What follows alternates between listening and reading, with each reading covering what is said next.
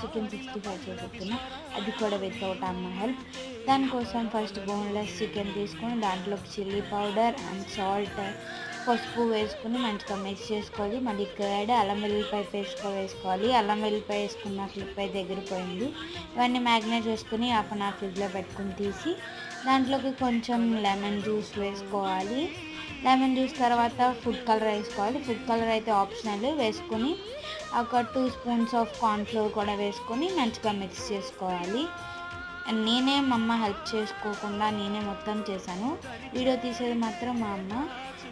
మనం చేసామంటే మొత్తం ఫ్లాపే. చూడండి నాకు పక్కనంతా అయిపోయింది. మళ్ళీ వీడియో ఆఫ్ చేసి మంచిగా మిక్స్ చేసుకుని ఒక ప్యాన్ తీసుకుని దాంట్లో ఆయిల్ వేడయ్యాక ఒకదాని తర్వాత కూడా వేసుకుని మంచిగా ఫ్రై చేసుకోవాలి.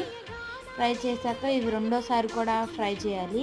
ఫైనల్గా అయితే అమ్మ హెల్ప్ అయితే తీసుకున్నాను.